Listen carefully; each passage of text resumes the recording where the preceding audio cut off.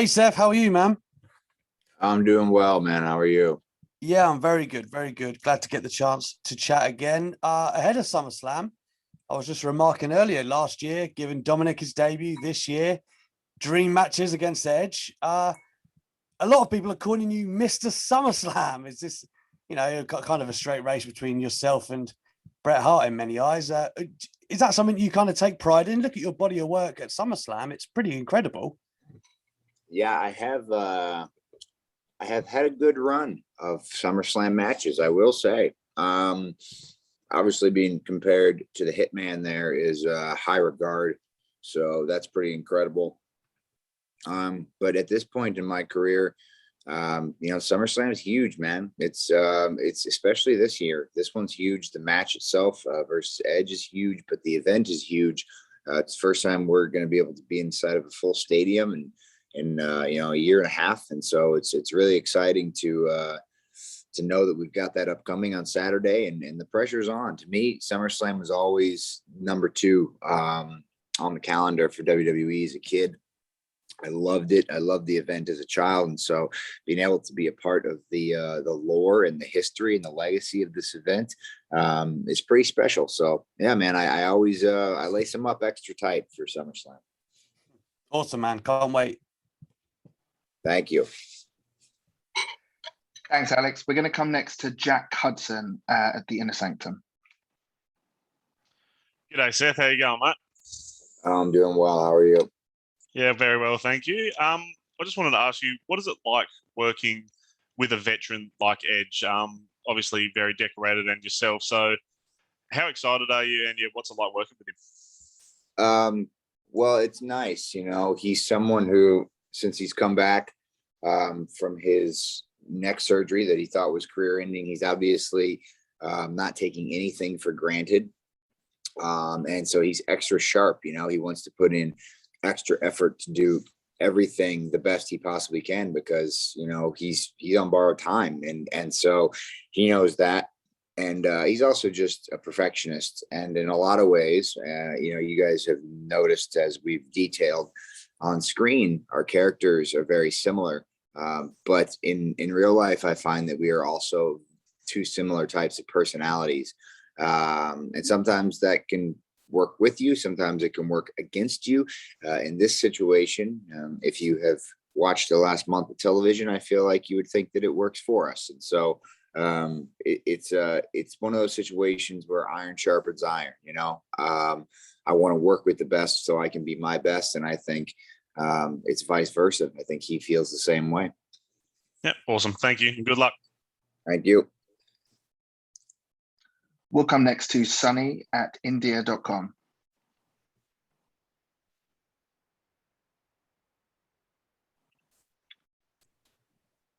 Sunny, let's just hit unmute. Yeah, actually, I'll be back in a minute. My system just hanged out. I'll raise hand again.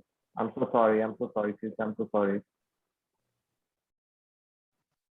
Okay, let's go to the next one. We're going to come next to Alistair McGeorge at Metro. Yeah, hi Seth, how's it going? Oh, it's going good, man. How are you? Good, yeah, brilliant, thank you.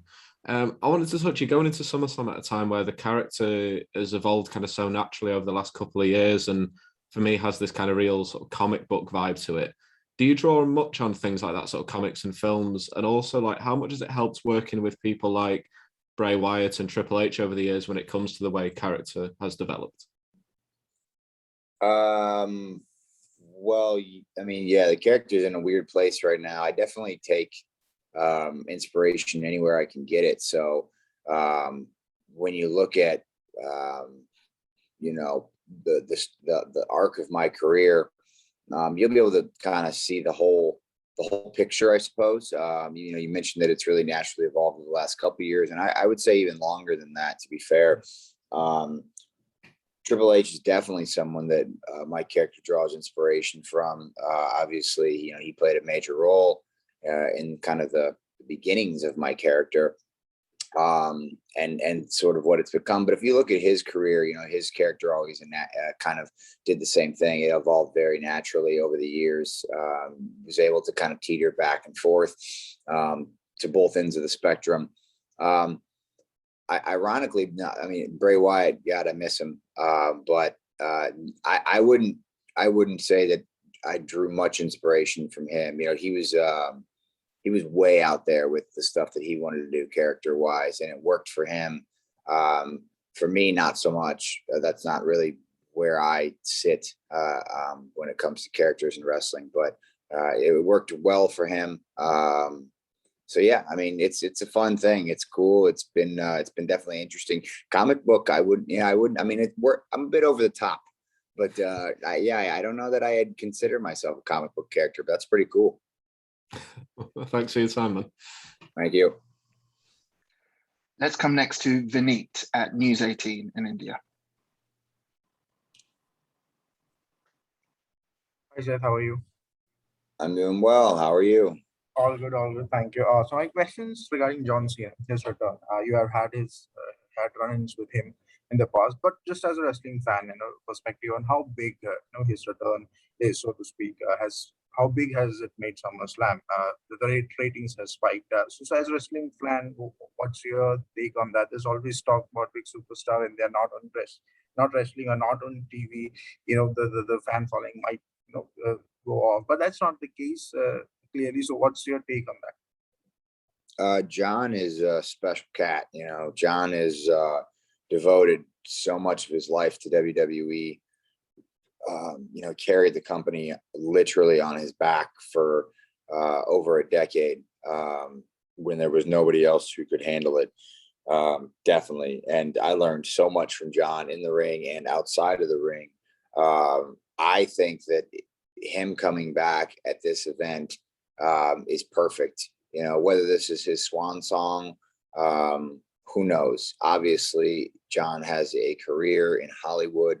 He's doing big things with his movie career and stuff like that. And so, we are not going to have him in moments like this very often. And so to be able to utilize his star power to put more eyes on WWE, I'm all for it. And John's not just showing up to do SummerSlam.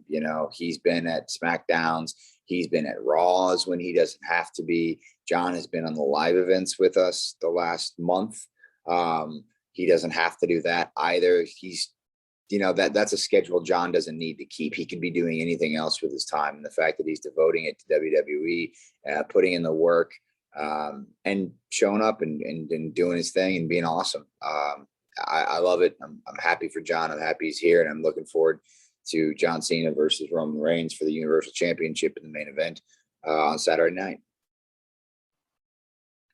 Let's come next to Luis Rodriguez at El Universal. Hi, Seth. How are you? I'm very good. How are you, man? Really good. Thank you very much. Seth, your match against Edge, how much do you think it can push you to have an opportunity for the Universal title? That's the goal. I felt like I should have had the Universal Championship opportunity at Money in the Bank. I felt like I was ready. I felt like I had put myself in a position to be considered for that.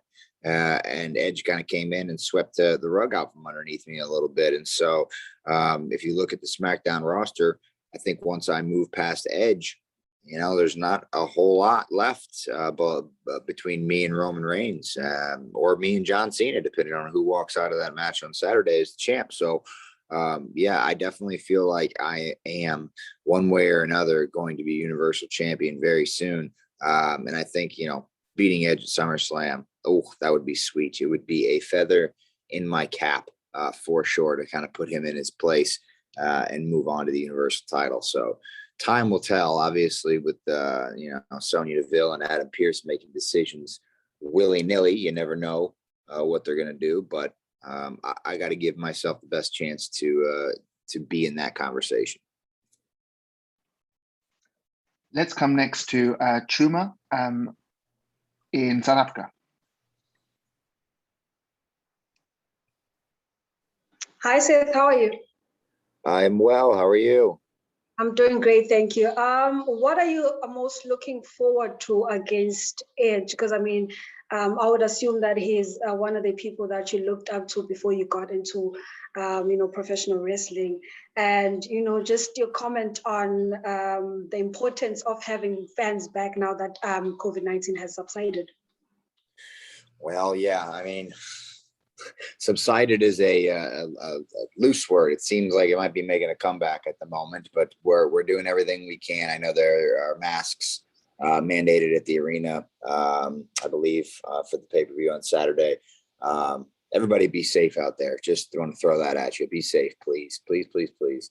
And as far as what I'm looking forward to most, I kind of touched on it a little bit earlier when I said iron sharpens iron, and that's definitely the case.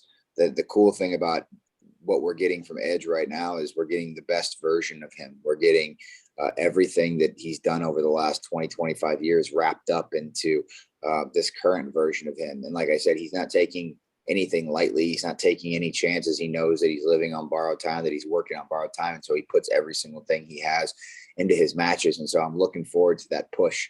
Now, he's never been in the ring with anybody quite like me.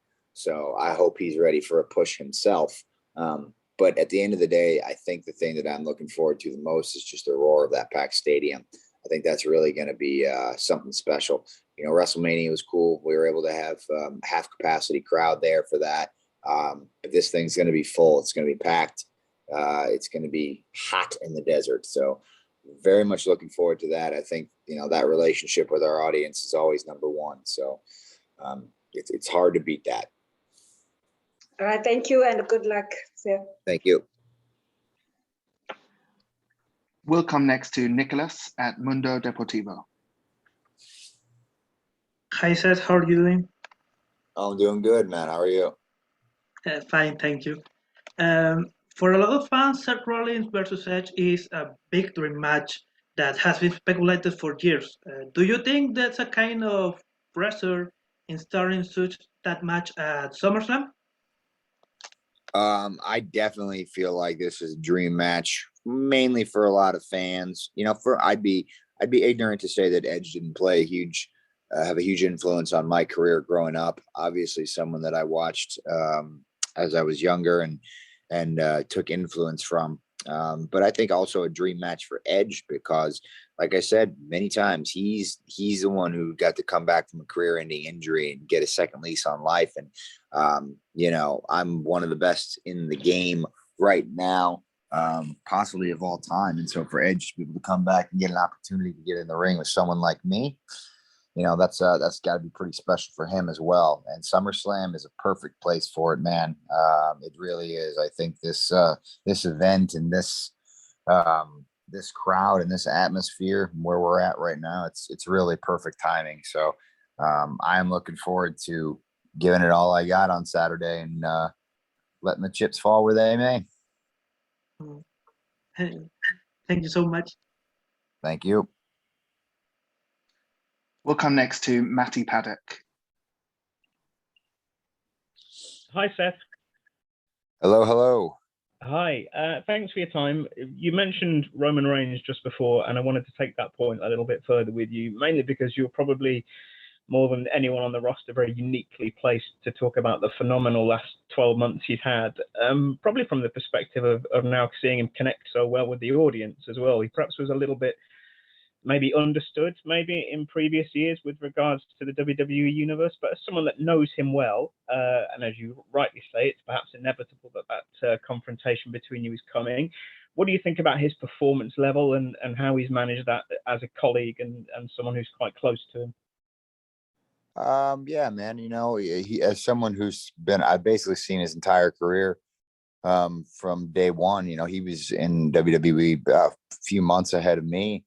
But I've watched him grow, obviously, as a performer over time. And, one thing I think people don't understand is, it takes time to be really good at this business and to figure yourself out and find your comfort level. And even though he was put in a position to succeed early on, that's a lot of pressure for a young man. He's in the middle of an incredible run as far as WrestleMania main events, and being kind of put in the Hulk Hogan, John Cena top spot. And that is not easy. That is a difficult thing to do. And one thing that's been nice for him, as you've seen, you mentioned over the past year from really SummerSlam to SummerSlam, is he's evolved so much as a character into a place where he feels comfortable, and you can really sense that his personality is starting to shine through, or shades of it anyway. And so that's really what I think connects you to an audience, is that authenticity. And for years he was just kind of struggling to figure out who he was on screen, and now he knows. And it's been cool to see his growth from someone who was a mentor to him younger and in his younger years, to watch him grow now. I feel real good about that. And so it's just cool to see where he's at right now, and truly to see where he could go in the future. Thank you, man. Appreciate it. We'll come next to Razine Gutta in South Africa. Hi, Seth. How are you? I'm doing good, man. How are you? I'm great. So you've spoken at length about your match in SummerSlam, and I think we're all so excited. But something else a lot of fans will certainly want to know, and definitely something I'm keen to know, is how Becky and Little Rue are doing. You're the closest person to personally that we've got access to at the moment. So maybe you can give us some news on her potential return to the WWE. Oh gosh, I wish I knew, man. She'll be I mean, it is her goal. I will tell you this, it is her goal to return at some point. When that's going to be, we don't know. She's a timing person. Timing's got to be right for her. So I'm sure you guys will get some trolling posts this weekend as we approach the big event. She's been keen to do that over the last few months, just to mess with you guys.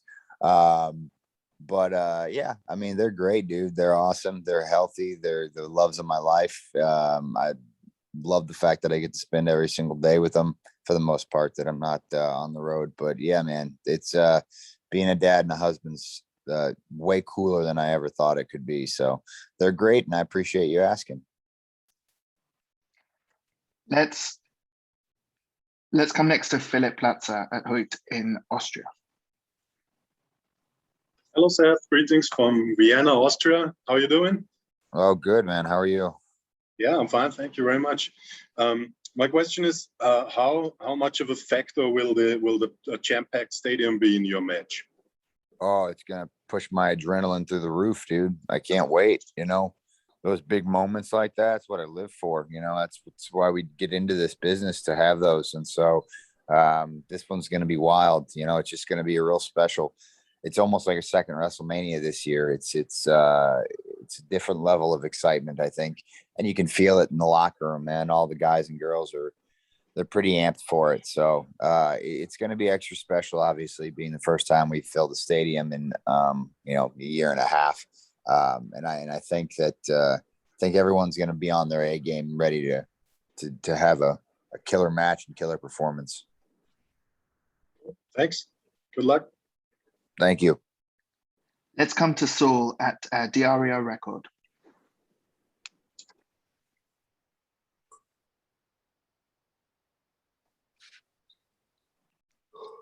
Saul, just click on mute. Hi, Seth. Good Hello, morning. hello. Hello. How Hello, are you, Seth. Saul? Yep, I'm here, buddy. Oh, okay. I'm fine. Thank you. Returning to the nickname of Mr. SummerSlam, you are 6-1 at SummerSlam, but Edge has exact the same record.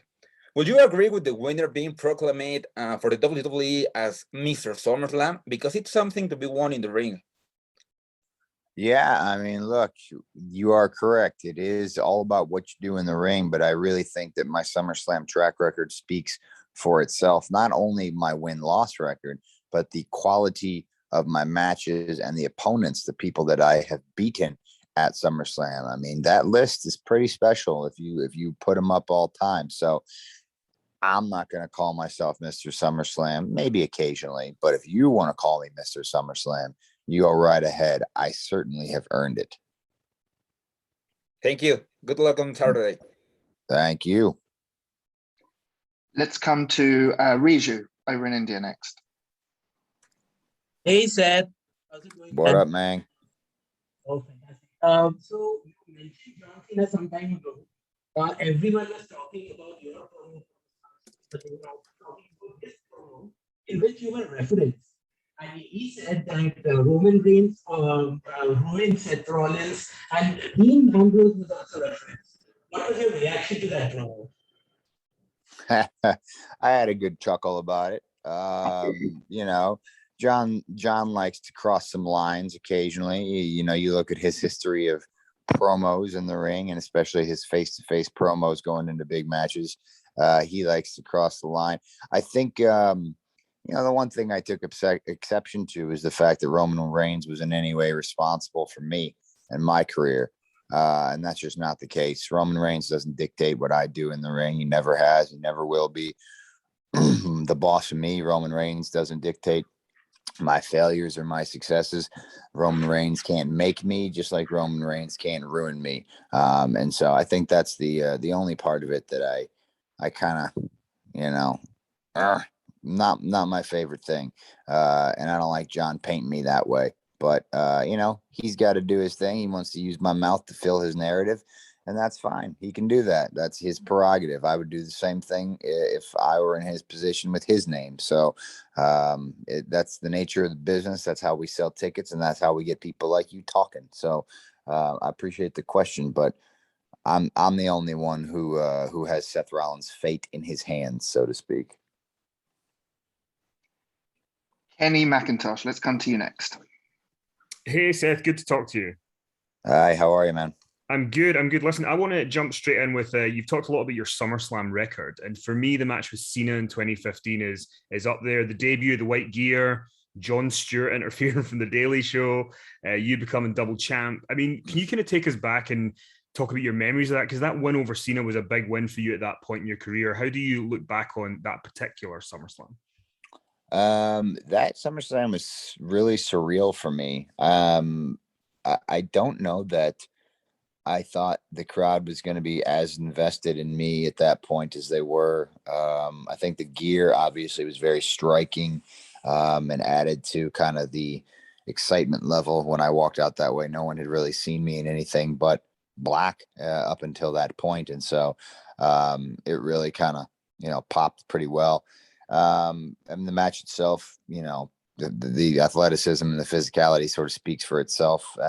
And then the added element of Jon Stewart, it all felt very surreal, and as if it happened in a dream or as if I was watching it happen to somebody else. Even the idea of being a double champion, I almost didn't think was possible. It wasn't anything that I even considered. You got to remember, I was just a few months removed from winning my first WWE championship in, you know, pretty epic fashion at WrestleMania. So, I mean, I was still riding that wave. So busy, so much going on in my life. I didn't really have time to kind of sit back and enjoy what was happening. Now, in retrospect, obviously, I can look back at it, but what a whirlwind that was, man. Let's come next to James at the South African. Hi, Seth. You are probably the WWE's most stylish man in and out of the ring. And as you mentioned before, you've had some striking ring gear at SummerSlam. Are there any plans for anything special at SummerSlam? Can you give us any sort of hints if you're not willing to ruin the whole thing? Yeah, I mean, first of all, I don't think I ever in my life thought I'd be called WWE's most stylish man, but thank you for that. I put in the time. Second of all, yeah, I've always got something up my sleeve, you know. I don't think you want me to ruin the surprise, though. We'll see. This one's going to be a little bit different. I'm going just in a kind of a different direction, so we'll see where it ends up. But I definitely got something that's stewing in my head, and we're a few days out, so we'll see what it turns into. Let's come to Miguel Leiva in Spain. Hey Seth, I'm not asking you how are you because I know you are doing great today. So thank you for your time. I've got a general question about your career, and if you had the opportunity to give an advice to the Seth Rollins, that Seth Rollins from 2014, 2015, an advice, which advice would you give to that version of Seth Rollins? I probably would have told myself to slow down a little bit. And not in the sense that I need to take more days off or anything like that, but man, and I mentioned it in one of the previous questions here now, where it was very surreal for me at 2015 SummerSlam. I mean, that was the first few years of my career. I didn't really get a chance to fully enjoy what was going on around me. I was so focused, hyper focused on ascending the ladder and getting myself in a position where I could, be at the top of the food chain in WWE. And, that can be very stressful sometimes. And so, I just didn't take the time to enjoy the little things as they were happening to me, and maybe even the big things. I didn't take enough time to enjoy the moments. And so consequently, my memories of those things, like I said, talking about SummerSlam 2015, they're very surreal. They feel almost like they only exist in video form, as if I don't have actual memories of those moments, only the images that were taken of them. So, I think I would just tell myself to try to stop and smell the roses a little bit more when I was younger. We're going to take our final question, and that's going to come from Louis Dangor at Give Me Sport.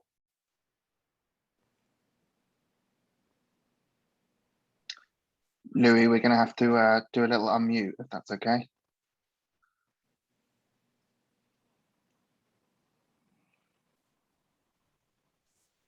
Nope. Can you hear me There we now? go. We There can. he is. Perfect. Sorry about that. It wouldn't let me unmute. Thank you for taking the time, Seth. I think there was a really cool video that went around Twitter, I think it was earlier this year, of you talking about sort of what seemed like the early beginnings of the Messiah character. I think it was actually backstage at that SummerSlam 2015, you talking about sort of your ideas for coming out as sort of a Messiah or a sort of a holy-like character with the white gear. Can you kind of speak to us about when this character started, if there were sort of plans of it, maybe just loosely in your head back then, sort of dating back to 6 years ago now, and how you've enjoyed this run compared to, I guess, some of the other iterations of your character? I've always felt a little more comfortable in this role, even dating back to, my early years in pro wrestling, before I was even trained, really.